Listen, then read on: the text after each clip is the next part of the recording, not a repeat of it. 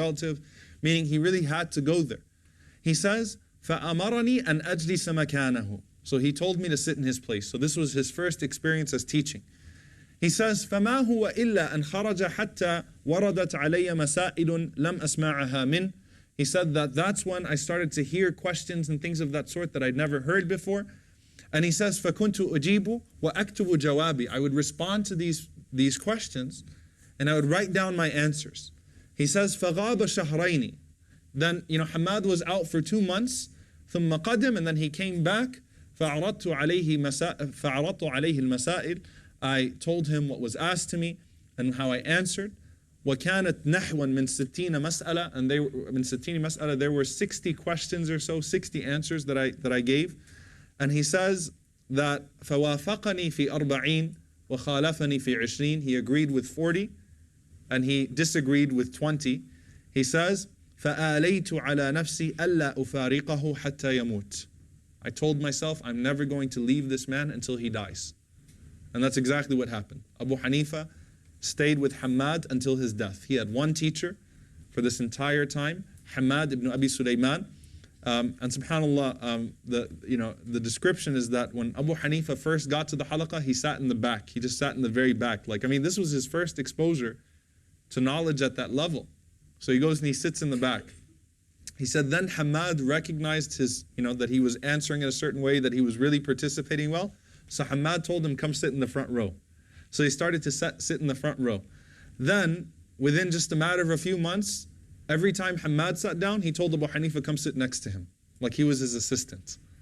So Hammad knew how special the student of his was. And Hammad, because it shows you the effect now of a teacher on a student and how it carries over, Hammad used to buy things for Abu Hanifa.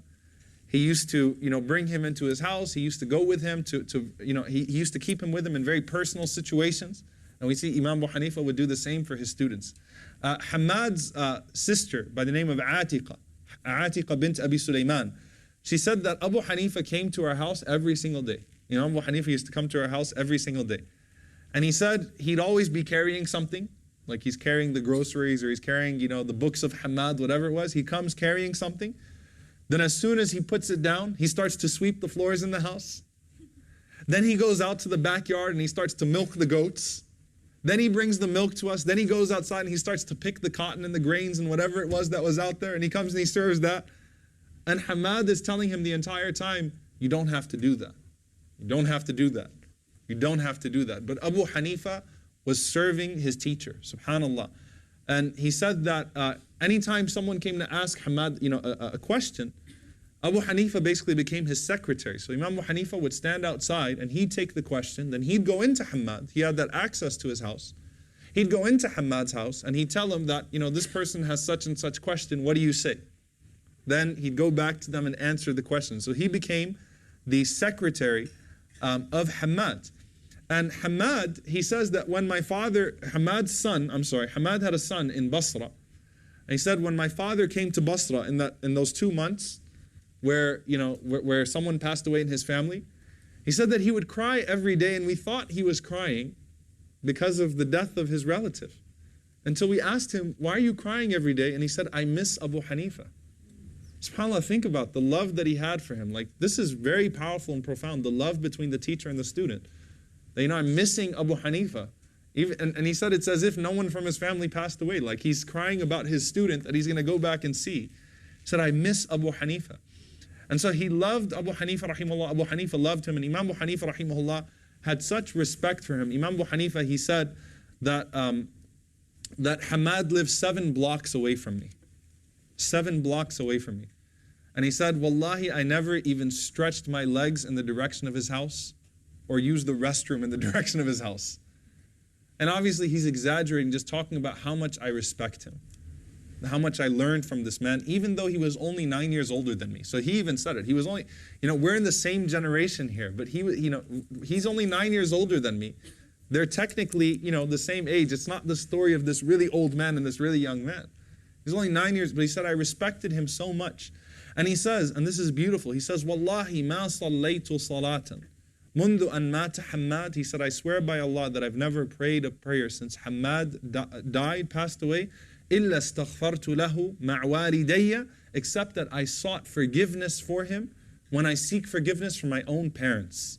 وَإِنِّي لَأَسْتَغْفِرُ لِمَنْ تَعَلَّمْتُ مِنْهُ عِلْمًا أَوْ عَلَّمْتُهُ عِلْمًا. And he said, I always seek forgiveness from my teachers and all of my students. So subhanAllah, istighfar, that's the best way you can reward your teachers, is to make dua for them. Allah subhanahu wa ta'ala to forgive them. So he said, not a single salah, except that I sought forgiveness for Hammad, and I would always seek forgiveness for all of my teachers, anyone that I learned from and anyone that I taught. Hammad passed away at the age of 49 years old, when Imam Abu Hanifa rahimahullah was 40 years old.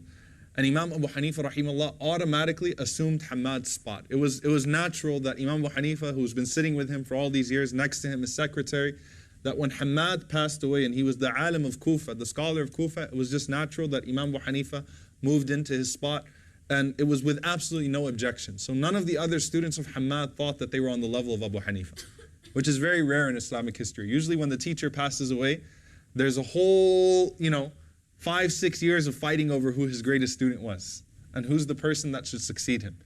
When Hammad passed away, Abu Hanifa just slid in. It was a natural progression.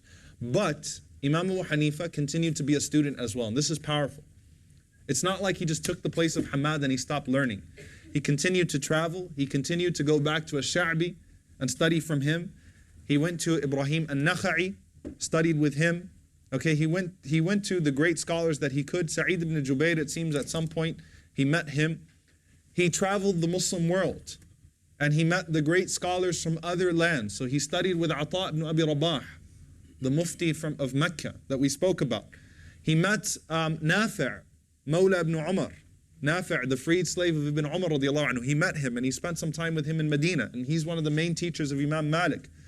And so he exposed himself to all of the different schools, which makes him the balanced person that he is, by the way. He exposed himself to the people of hadith. He exposed himself to all of the different schools of thought that were out there, all the different fiqhs that were out there.